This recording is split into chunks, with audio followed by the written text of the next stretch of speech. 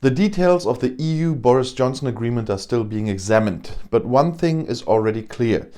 The British will lose a lot they had before. It has been 1,645 days since the British voted to leave the EU in the EU referendum. It only took a week until the end of the Brexit transition period. For days, it was hard from all sides that the long-stalled negotiations on future relations between the UK and the EU were on the home straight. On Christmas Eve, the confirmation was sent via the British Prime Minister's Twitter account. And that in typical Boris Johnson fashion. You can see a photo of Johnson with both arms raised, both thumbs pointing upwards, accompanied by the text, "The deal is done." A short time later, Johnson appeared in front of the cameras in his government seat on Downing Street. He seems a little more tired than usual, but full of energy. In this typical Johnson staccato, he knocks out all the cliches that one would have expected in this speech within a few minutes. Everything that was promised during the referendum 4 years ago and before the parliamentary elections last year is delivered by the agreement. Britain has taken back control over its money, its borders, laws, its trade and fishing grounds. Johnson said that this government had signed the largest trade agreement to date, which regulates trade worth £660 billion.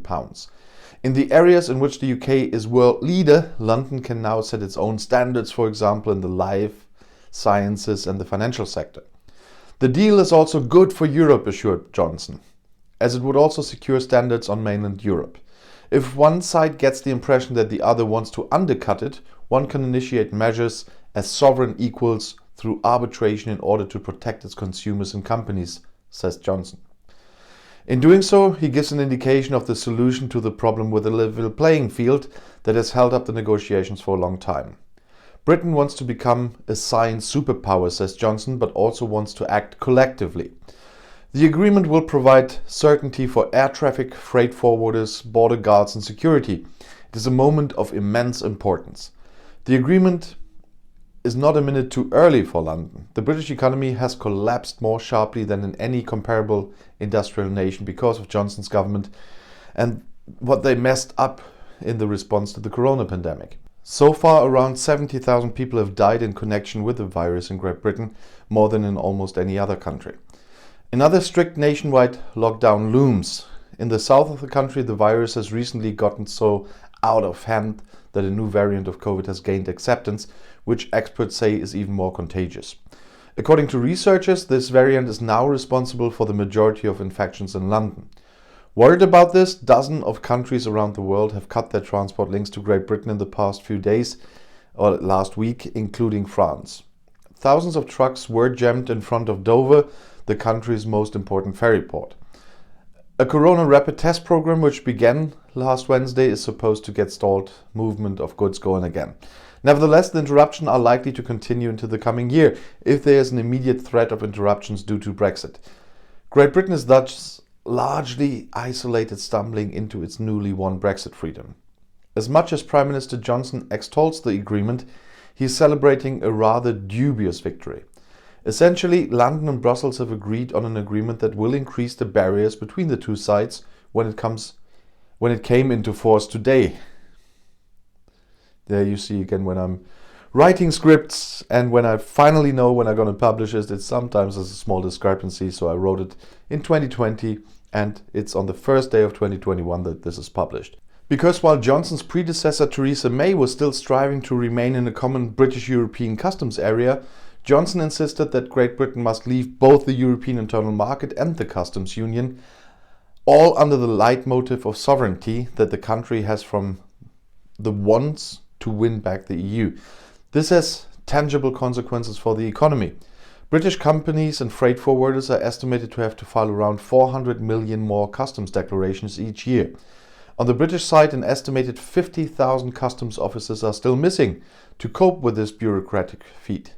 The annual cost to the UK economy is estimated at around 13 to 20 billion pounds, depending on what scientists you ask.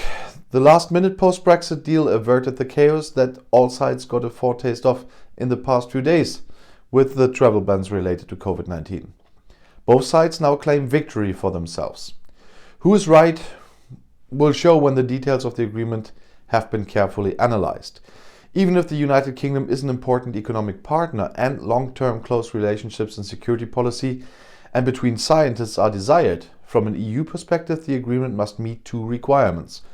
London's access to the European internal market may only be granted in these areas where the United Kingdom bends to the rules of the EU and legally resilient. Despite the treaty, there will be traffic jams at the borders, and it must be guaranteed that London will be worse off than Norway, Switzerland and Liechtenstein, because the states pay into the EU budget and can therefore benefit from the advantages that the common market with 450 million consumers offers.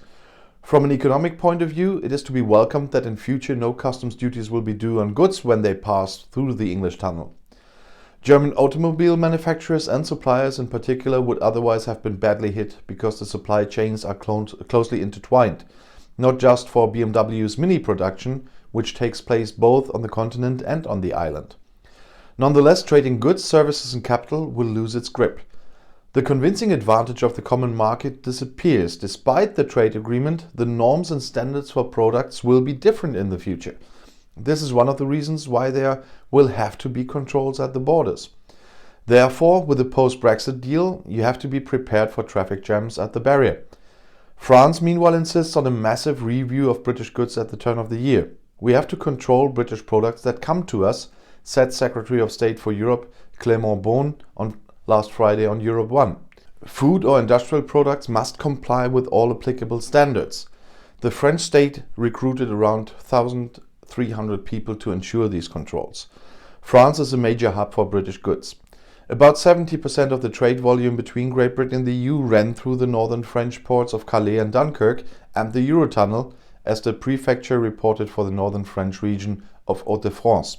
Bonn, a confidant of head of state Emmanuel Macron, announced an aid program for French fishermen with a double-digit million amount. "We'll go with them," he said, looking at the fishermen. The trade pact provides for a transition period of 5.5 years, during which EU fishermen are allowed to fish 25% less in British waters. Fishing is symbolic in France. As part of the post-Brexit agreement, Great Britain is also withdrawing from the European Erasmus program for students. British Prime Minister Boris Johnson said it was a difficult decision. However, the program is extremely expensive for his country. Johnson announced a replacement program. He wanted to enable British students to study at the best universities in the world and not just in Europe. For the almost 150,000 students from EU countries currently enrolled in British universities, studying abroad at universities in the United Kingdom is likely to be more expensive and difficult. The exit from the customs union allows Great Britain to conclude free trade agreements with third countries such as the USA, India and China on its own initiative. Premier Johnson also wants to make the country the world's leading location for future technology. The United Kingdom should become a Saudi Arabia of wind power and a superpower for science and research, he announced. One problem is, with leaving the EU, they got 62 rollover deals, but they still lost 688 other deals the EU, additionally to the 62, has with the rest of the world. Electric mobility and artificial intelligence are areas that London wants to subsidize heavily. This is probably the reason why the British government firmly refused to continue submitting to the EU rules on state economic aid. However, the British still have to adhere to a common framework. The bottom line is that the economic damage caused by Brexit cannot be repaired by anything, according to experts. Brexit is therefore primarily seen as a political project driven by a longing for the golden days of the British Empire. London's political focus on sovereignty was also evident in the fishing industry, which has been the subject of tough negotiations until recently. The government wants to use the greater regulatory autonomy gained by leaving the EU to better align the economic internationally, including with new trade agreements, for example, with the United States. Nevertheless, according to calculations by the British Office for Budgetary Affairs, Brexit, even with free trade agreements, will weaken the British economy by 5.2% over the next 15 years, while a trade agreement with the USA will strengthen the economy by only by 0.16% in the same period. However, with Brexit, the United Kingdom gave up its ability to significantly influence EU decisions at the negotiating table in Brussels. Most of the British electorate will breathe a sigh of relief because the majority of British would have preferred to stay in the EU, but would definitely prefer a free trade agreement with the EU to a no deal. Harsh Brexit ideologues criticized last week's Wednesday that Johnson had given in to the EU on key negotiating points. Nevertheless, the press that supports Brexit is celebrating the treaty with the EU as the triumph of the British over the intransigent EU. The right-wing conservative newspaper The Daily Telegraph said the neo-colonialism of the EU during the negotiations was worse than the behavior of the former Soviet Union. Despite constant threats to break off talks with the EU, Johnson's economic pragmatism ultimately won. The traffic chaos in Dover and the delivery difficulties in trade have also shown the British in recent days how dependent they are with their supplies and supply chains on smooth trade with the EU. A failure of the negotiations would have meant a serious economic blow for the British and the EU. Above all, a no deal would have weakened the British economy more so in the long term than the corona-triggered recession, according to the Bank of England.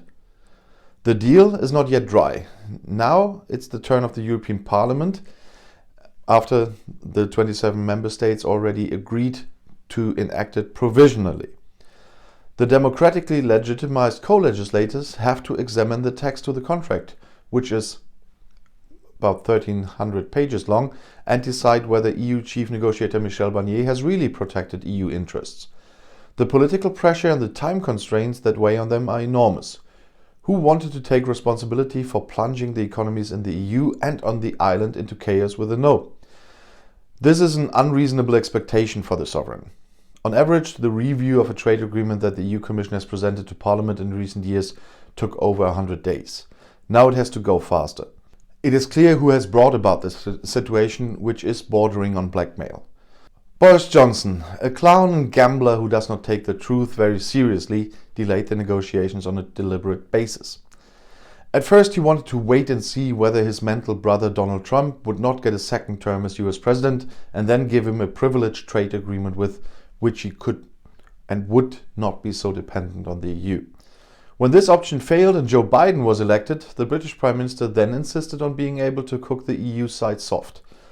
The trade deal does not live up to what the British were promised at the time of the 2016 EU referendum, even although many Brexiteers now deny what they have said before, what they were promised that time. Now everything is different now. It's really fun to read that in the comments. Read the comments on my older videos and read the comments now. It's fun. At that time it was said, also by Johnson, that the United Kingdom would enjoy the same advantages as with EU membership. Citizens would keep all their EU rights and cross-border trade would run smoothly. This is not the case. Despite the agreement, cross-border trade is burdened by more bureaucracy and border controls. The agreement does not apply to services, especially financial services. There's not much about services in the main part of the deal, but there is 100 pages of reservations regarding services in the annex of this deal. The free mobility of workers is no longer given. Cooperation between the EU and the UK on security issues and the police is, despite the agreement, more complex and less close than before. Trade across the politically sensitive border between the Republic of Ireland and Northern Ireland is secure though. But there are now new regulations, controls, and in case of doubt even tariffs in trade between Great Britain and the province of Northern Ireland across the Irish Sea. In the event of a dispute, the agreement provides for an arbitration mechanism. It will take a little while for everyone in the UK to understand the mess Johnson is putting on their table of presents with the 2020 Christmas agreement. The British and their country will lose a lot: economic dynamism, political influence in the world, and, last but not least, a European way of life.